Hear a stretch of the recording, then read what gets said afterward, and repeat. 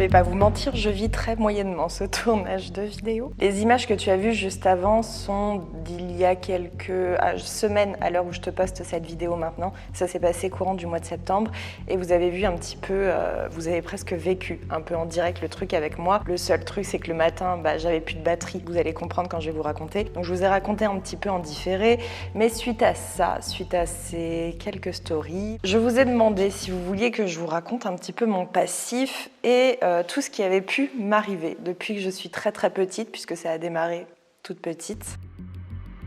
J'ai quelques petites choses à préciser, à remettre dans le contexte. Je suis toute seule dans mon salon déjà, je suis en train de bader. Non, mais quelle idée. Premièrement, malgré ce que je vais te raconter, c'est un petit peu chelou, mais malgré ce que je vais te raconter, je suis d'esprit très cartésien, c'est-à-dire que je ne crois habituellement que ce que je vois, que ce qui a des preuves, et même je ne fais pas totalement confiance en mes yeux, parce qu'il me faut au-delà de ce que je vois pour croire en ce que je vois. Pareillement, de ce que je vais te raconter dans cette vidéo, libre à toi d'y croire ou de ne pas y croire. Moi, je sais ce que j'ai vécu, et malgré le fait que je sois là, que ce soit donc mon témoignage ce soir, je suis même encore sceptique et j'ai envie de rationaliser tout ça. Le truc, c'est que parfois on ne peut pas. Donc si tu ne crois pas toi-même à tout ça, au moins tu passeras un bon moment à l'approche d'Halloween, ça va te mettre dans l'ambiance. Donc j'ai envie de te dire, sors-toi un petit café, un thé, ce que tu veux. Mets-toi dans l'ambiance, éteins les lumières, c'est parti.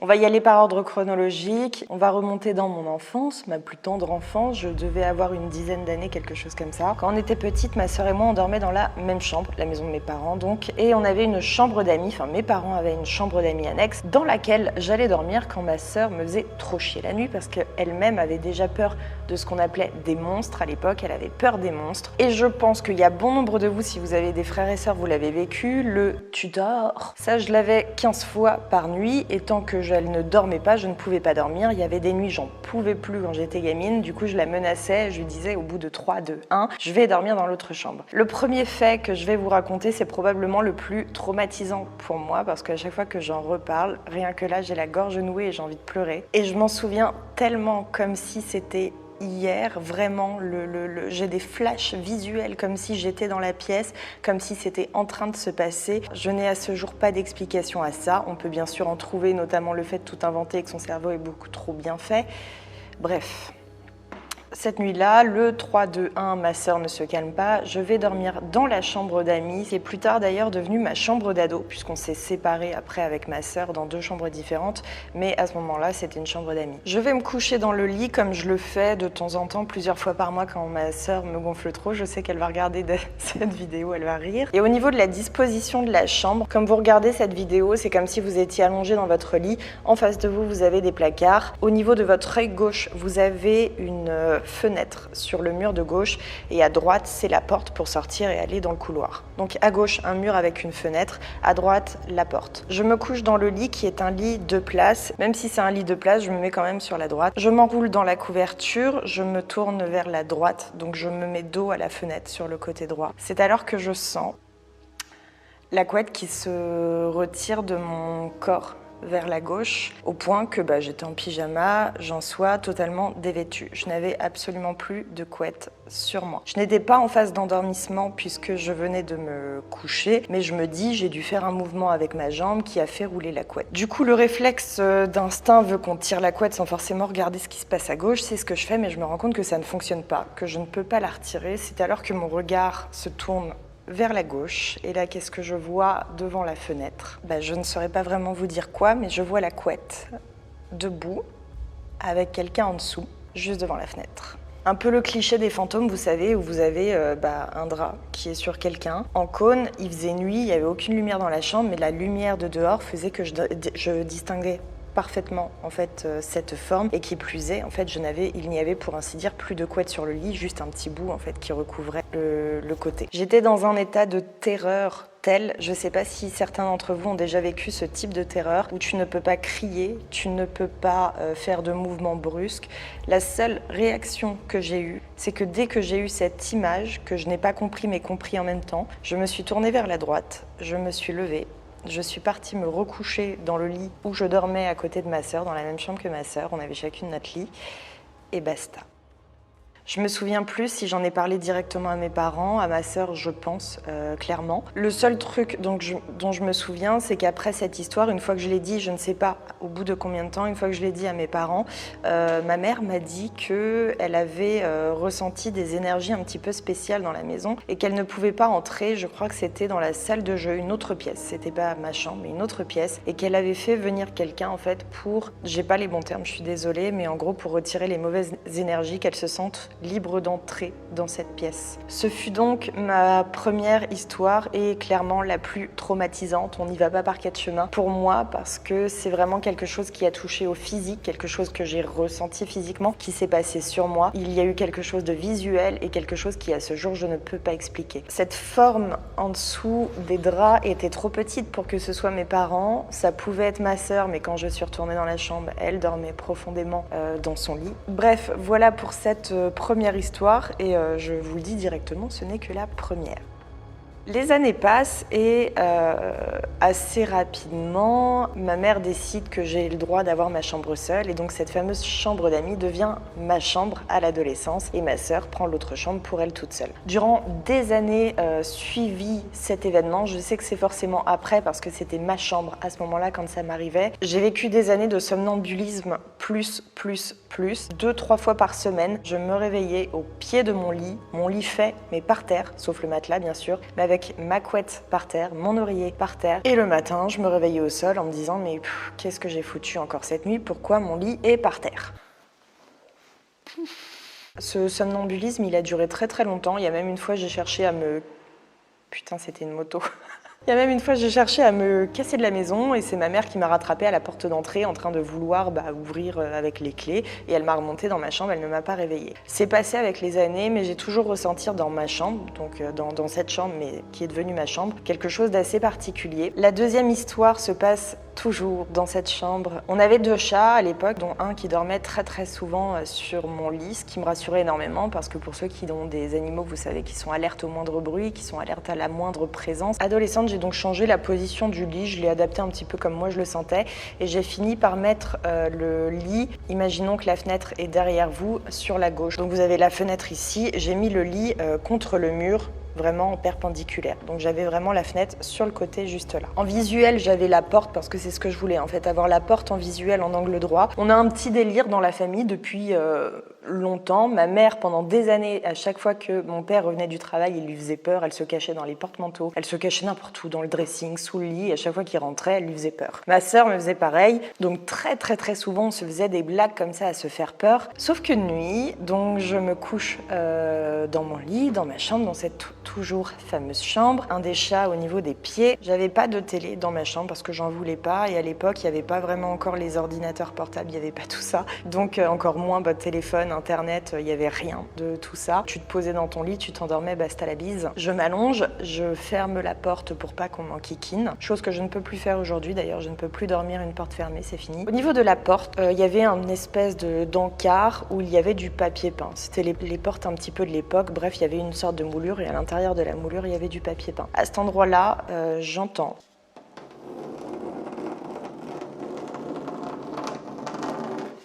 Rien que de le refaire, ça me glace le sang, je vous jure. Quelqu'un qui gratte, en fait, sur le papier peint, mais vraiment de façon très lente, de façon... quelqu'un qui fait vraiment le geste et qui prend le temps de le faire. Mes parents dormaient, donc je crie mais sans trop crier. Je crie « Alexia, putain, tu fais chier, va dans ton lit !» Personne ne me répond et ça recommence. Le grattage sur le papier peint. Et comme le papier peint, ça rattrape un petit peu les ongles, ça freine un petit peu les ongles, j'entendais distinctement et ma porte avait un petit jour, tout petit jour, ce qui fait que ça faisait claquer un tout petit peu la porte en même temps. À ce moment-là, je pète un câble, je suis persuadée que c'est ma sœur qui est en train de me faire une blague. Donc tout doucement, mais très rapidement, je fonce ouvrir la porte, je vois qu'il n'y a personne derrière. Les chambres sont sur un palier et quand on courait, et je dirais même, ne serait-ce quelqu'un qui marchait, ça faisait vraiment un bruit de pas, boum, boum, boum. Le palier était très fin chez mes parents, donc le moindre pas on l'entendait, ce qui était très chiant d'ailleurs quand quelqu'un voulait pas dormir à la même heure. Et j'avais trouvé ça sur le coup effectivement bizarre que je l'entende pas refoncer à sa chambre quand j'ai ouvert la porte. J'ai bugué une première fois, je me dis je vais quand même aller voir dans la chambre de ma sœur. Je passe la tête parce qu'elle ne dormait pas la porte fermée, elle a eu son histoire de monstre pendant des années. années, je me rends compte qu'elle dort profondément au point d'en ronfler. Je pousse un peu le vice. Alexia, Alexia, est-ce que c'était toi? Est-ce que c'était toi? Pas moyen de la réveiller. Je me dis bon, très bizarre. Très très bizarre, je lui demanderai demain matin. Le lendemain matin, je lui ai demandé, elle me certifie, elle me jure encore à ce jour que ce n'était pas elle.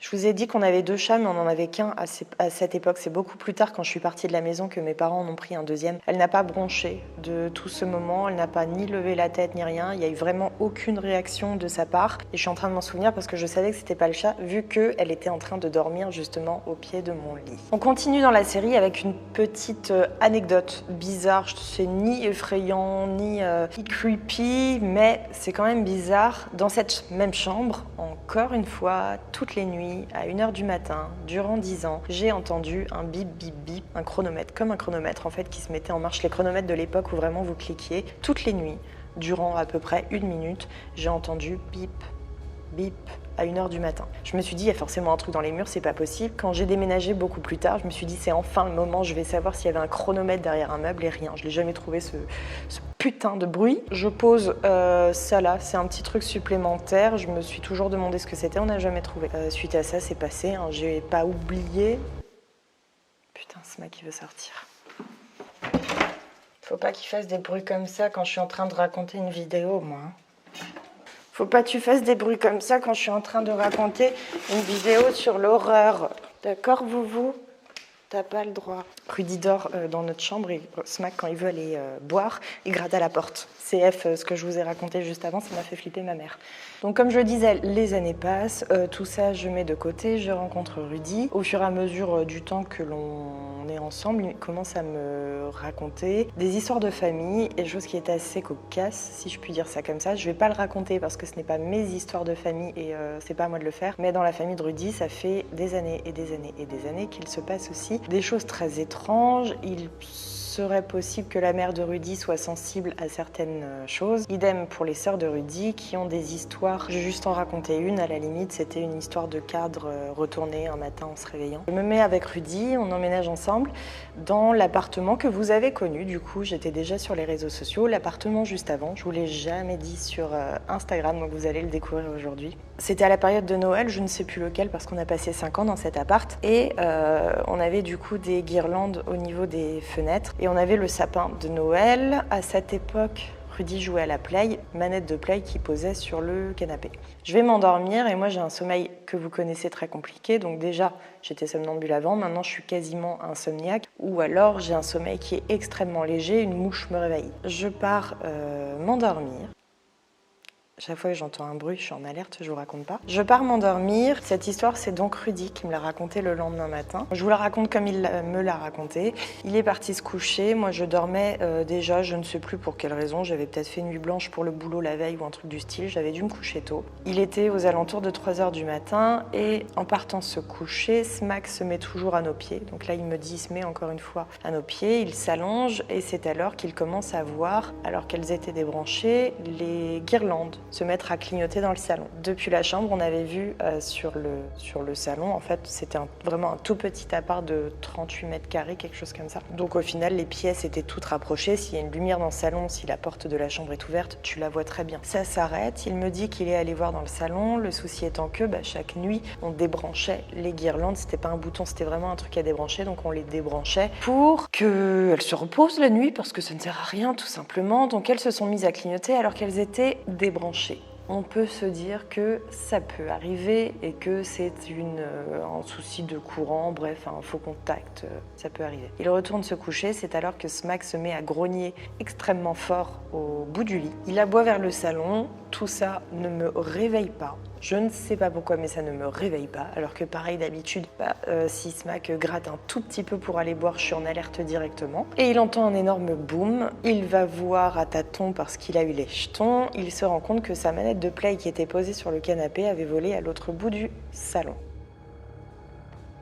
Et on passe ensuite à l'emménagement dans cette maison, qui est donc récent, puisque ça fera 2 ans exactement le 24 décembre, donc c'est quand même assez récent. Et à chaque fois quand je suis dans un nouveau lieu, je n'ai aucune peur, aucune crainte. C'est comme si en fait je laissais toutes mes anciennes craintes du lieu derrière moi, de ce que j'avais pu vivre dans ce lieu et que je me disais c'est un nouveau départ. Donc cette maison a beau être extrêmement grande, vous le voyez par exemple sur l'image, c'est une voiture. Quand il fait nuit, il fait nuit dans la baraque. Malgré le fait qu'il y ait des fenêtres de partout, le salon est énorme, il fait plus de 90 mètres carrés. Quand on est dans le noir, on est dans le noir. La maison est récente, c'est une ancienne usine en fait que les anciens propriétaires ont rénovée en maison. Donc on est en soi les seconds propriétaires finalement, les seconds humains à vivre dans cette maison. Et avant c'était une usine de couture, il me semble, mais je ne sais pas ce qui avait pu se passer là-dedans. C'était sur 2 étages, tout a été entièrement rénové. Très peu de temps après l'emménagement, très étrange, j'ai commencé à ressentir une odeur de gaz. On n'est pas au gaz,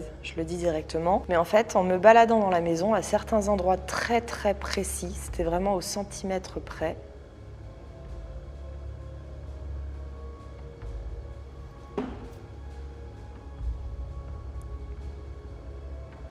faut pas me faire des frayeurs comme ça en fait.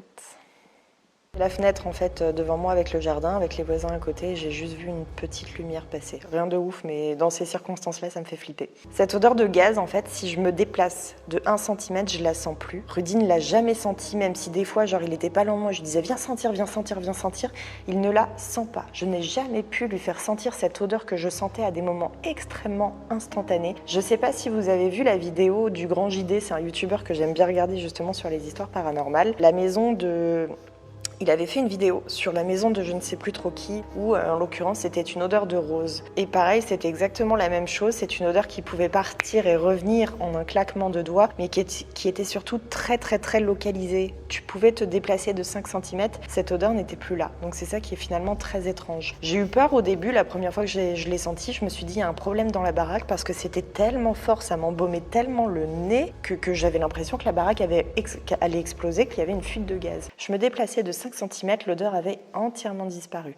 Rudy ne la sentait pas. Cette anecdote-là, cette odeur, en fait, ça m'est arrivé en 2 ans, je pense, 4-5 fois. Et à chaque fois à des endroits très différents de la maison. 2 fois dans le couloir pour aller vers la chambre, qui est juste là. Une autre fois au niveau de la cuisine, jamais au niveau du salon, et une autre fois vers la chambre. Je vous raconte ça pour vous mettre en bouche. C'est le prémisse de ce qui m'est maintenant arrivé en septembre, donc il y a 1 mois. Dans la nuit du 15 au 16, cette nuit a été un enfer pour moi, un enfer. Ça arrive très rarement, mais cette nuit-là, Rudy était parti avec Sam, que vous avez déjà vu sur mon Instagram ou même dans des behind the scenes de Bistrong, pour un événement pour une marque dans le Nord. Et bref, du coup, il n'était pas là cette nuit-là, c'était l'histoire d'une nuit. Et tout ce que je vais vous raconter là, finalement, le souci vient du fait de l'accumulation, du fait que ce soit pile poil. Pourquoi ma caméra surchauffe? Ça n'a aucun sens.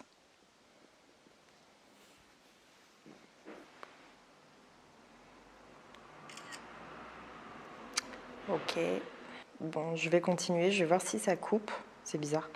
À chaque fois qu'il n'est pas là, j'ai encore plus de mal à m'endormir et déjà j'ai un réflexe, c'est de laisser absolument toutes les lumières allumées, sachant que la quasi-totalité de nos ampoules, c'est le système, je ne sais pas si vous connaissez, Philips Hue, qui fait que vous pouvez tout contrôler de votre téléphone. Et du coup, à la limite, le soir, quand on va se coucher avec Rudy, on éteint tout de notre téléphone, c'est hyper pratique. Ça consomme aussi beaucoup moins, ça chauffe pas, bref, je ne vais pas vous vendre le truc, là c'est juste pour vous donner le contexte par rapport à la suite. Comme Smack est avec moi et qu'il reste avec moi, je suis quand même un petit peu moins flippée, même si je prends soin de absolument tout boucler dans la maison, que ce soit au niveau des portes, des volets, de l'alarme, bref, la totale. Je sais pas si ça vous fait ça pour certains. Quand j'ai Rudy qui s'en va, je m'ennuie très très vite. Donc je me suis posée très très tôt dans le lit, aux alentours de 21h, avec une série. Je me suis relevée 3-4 fois pour aller grignoter, ou pour aller boire, ou pour... bref, on s'en fout. Je me doutais que j'allais très peu dormir cette nuit, mais pour le coup, je m'attendais pas à faire une nuit blanche. À 3h du matin, exactement, à 3h du matin, pile poil, toute l'électricité saute. Jusque-là, on se dit, c'est pas grave. Le problème, c'est que ce n'est pas le compteur classique, c'est un compteur, je renoterai le nom juste ici, où ce n'est pas logique en soi, qui saute. C'est pas une histoire de fusible, ça n'a rien à voir avec tout ça, rien à voir avec la surchauffe. C'est un compteur qui n'est pas censé sauter, en fait, tout simplement. Seul, chez moi, dans le noir, je commence à paniquer sévère. J'ai ressenti, en fait, l'électricité a déjà sauté plusieurs fois, mais Rudy n'est pas là. Il doit découcher une fois par an. C'est cette nuit-là que l'électricité saute, que je me retrouve dans le noir. Il me restait 5% de batterie sur mon téléphone, 10%, pardon, 10%. Et alors que d'habitude, quand l'électricité saute, je ne panique pas. Là, je panique. Là, je ne me sens vraiment pas bien. J'ai essayé d'appeler Rudy, même si je savais que c'était peine perdue, 13 fois je crois exactement. Il a le sommeil, je peux faire sauter une bombe à côté de lui que ça le réveillera pas. Lui c'est vraiment l'antithèse de moi. Mais en fait ça me rassurait d'essayer de l'appeler. Je me dis sur un malentendu, peut-être que si Sam dort à côté, ça va le réveiller. Bref. J'ai essayé de faire des allers-retours avec le peu de batterie qui me restait sur mon téléphone vers les fusibles qui sont par là au niveau du garage, alors que nous on dort vraiment tout à l'autre bout de la maison. Smack me suivait parce qu'il était pas bien, il avait peur et je sais quand il a les jetons, Smack c'est un chihuahua, quand il a les jetons il me colle vraiment de fou à l'orteil même, faut vraiment qu'il me touche même. J'essaie par tous les moyens de remettre l'électricité au niveau des fusibles, ça fonctionne pas, je vais pas déranger mes parents à 3h du mat ni qui que ce soit d'autres outre Rudy, il y avait que Rudy que je voyais. Je me suis mis la lampe torche de mon téléphone et j'ai raccordé en fait mon téléphone à mon ordi où il restait 27% de batterie. Je me suis dit ça va recharger un petit peu mon téléphone, au moins je serai pas dans le noir toute la nuit en PLS. Mon ordi s'est coupé sans aucune raison valable. Genre il me restait 27% de batterie, pas fissé, éteint, non, fin de toi, ok. J'étais en pleurs, vraiment en mode crise de panique, de ouf. J'étais en pleurs, je lui dis ça ne va pas du tout. Et là, j'entends un énorme badaboum dans une pièce qui est juste à côté de là où je suis, donc de la chambre. J'ai l'impression que ça vient de la chambre d'amis, qui est juste à côté. Malgré que je sois assez trouillarde et que là j'étais vraiment dans une espèce de crise d'angoisse de ouf, je suis assez téméraire et assez courageuse. Du coup je me lève et je vais voir. Je me dis de toute façon, si je dois crever ce soir, je crèverai ce soir.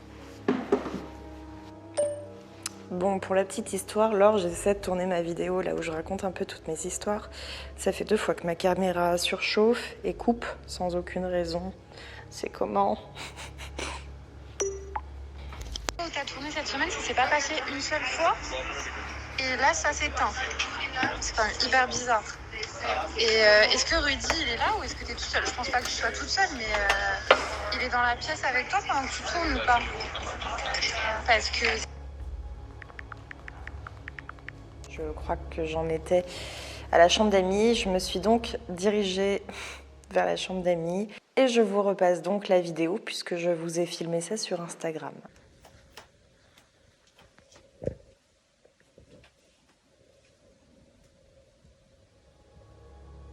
Ça n'allait vraiment plus du tout en moi, j'étais vraiment en pleurs, j'en pouvais plus. Smack, il était terrorisé, il ne voulait même plus sortir de la chambre. Le truc vraiment bizarre finalement avec ces cartons, c'est que quand bien même on veut trouver une explication rationnelle, le problème, Rudy ne me croit pas, je vous le dis directement, Rudy ne me croit pas. Il pense que c'est une pile qui en a fait tomber une autre. Pour moi, cette explication ne tient pas pour la simple et bonne raison, c'est vraiment à des endroits opposés, en l'occurrence à 3 endroits très éloignés les uns des autres. Que vous voyez, ça c'est tout ce qui est tombé, qui est donc calé là-bas. Ça, c'est là-haut, logiquement calé contre le mur avec la porte. Donc il y a ça qui est tombé. Et il y a celui-là qui est tombé d'ici. Donc une pile tombe parce qu'elle est déséquilibrée, je veux bien, en l'occurrence la première. Les 2 autres, sachant que c'est des cartons qui sont très lourds, c'est des bouquins dedans, des agendas, et on les a même fait peser à des potes dont je vais reparler après, qui sont venus à la maison pour notamment purifier la maison. Bref, ils ont pesé les cartons, ils ont vu que c'était vraiment lourd. C'est pas genre ça s'envole, ce n'est pas possible. Une petite vibration ne peut pas faire sauter les cartons de leur pile. J'ai regardé dans tous les endroits de la pièce avec le peu de batterie qui me restait sur mon téléphone. Et je suis partie dans le lit, m'asseoir sur le bord du lit. Vous vous souvenez de ce que je vous ai dit tout à l'heure par rapport à l'odeur? Cette odeur de gaz me revient dans le nez à une puissance au point que vraiment ça pue et j'ai l'impression qu'il y a une bouteille de gaz qui fuit à côté de moi. Je me lève pour voir du coup effectivement s'il n'y a pas un problème en plus dans la baraque vis-à-vis de l'électricité qui s'était coupée. Je me lève vraiment juste à côté du lit. Le temps de me mettre debout, cette odeur avait totalement disparu alors qu'une seconde avant, elle était présente comme si on m'aspergeait de je ne sais quoi, de je ne sais quoi d'ailleurs.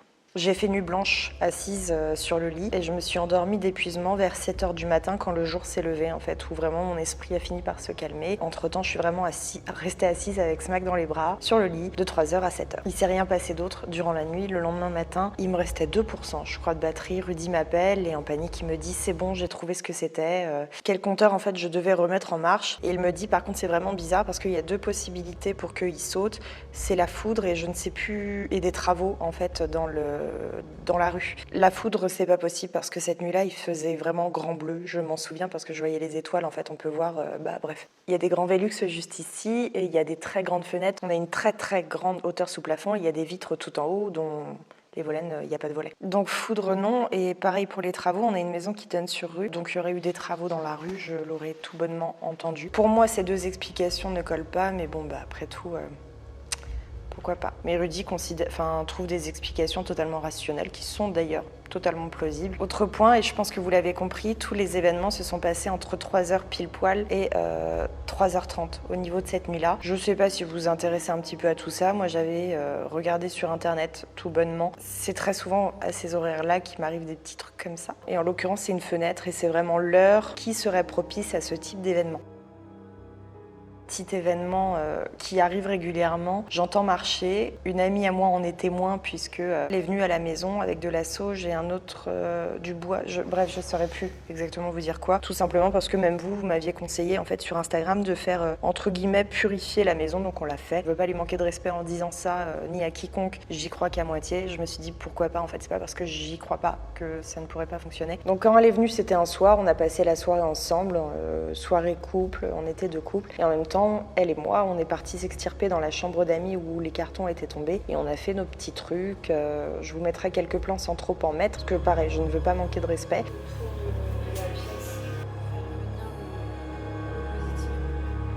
La sauge, c'est vraiment le coup de retirer. Mais elle en est témoin, elle a entendu les bruits de pas, elle a entendu comme si quelqu'un marchait en fait, parce que la chambre d'amis est vraiment juste en dessous de mon bureau, et c'est vraiment comme si quelqu'un marchait très nettement et très fort dans mon bureau. Rudy dit que c'est les voisins, tout bonnement, parce qu'on a des murs qui sont pas vraiment mitoyens, mais dans le prolongement en fait, il y a des maisons plus loin. Qu'on entende du bruit d'aussi loin, encore une fois, pourquoi pas. Moi je veux bien dire oui à tout, mais je trouve ça quand même très bizarre à 3h du mat, voyez-vous. À chaque fois ces bruits de pas, c'est dans la nuit, et vraiment très très tard, passé 1h. C'est tout le temps passé 1h du matin que ces bruits de pas interviennent.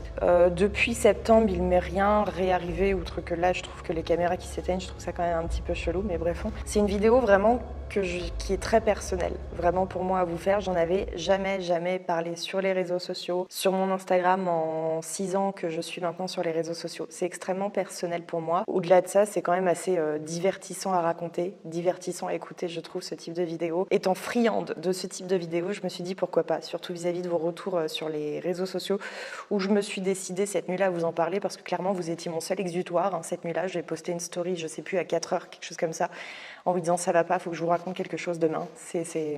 C'était très spontané, je l'avais jamais fait, mais bref. En tout cas, même si très clairement je me chie un peu dessus, j'ai pris beaucoup de plaisir à vous tourner cette vidéo, même si c'était dur émotionnellement, je vais pas vous le cacher. C'est une sorte de hors-série sur ma chaîne parce que c'est vraiment très différent de mon contenu. Hein. C'est vraiment une vidéo perso, là pour le coup, c'est...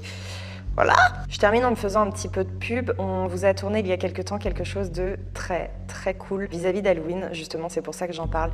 On vous a tourné toute une série de recettes, des trucs vraiment ultra glauques et creepy à voir, des yeux. Tout ça, vous le retrouverez sur l'app et c'est une vidéo aussi qui sortira sur ma chaîne bientôt. Bref, il y a toute une mise en scène derrière cette vidéo, donc ça va être hyper cool pour vous même à voir, ne serait-ce qu'à voir. Mon équipe m'a fait peur 15 000 fois pendant la vidéo, ça a été une horreur pour moi ce tournage. N'oublie pas de liker si ça t'a plu, t'abonner à la chaîne également. Je te fais des gros bisous et je te souhaite une bonne nuit.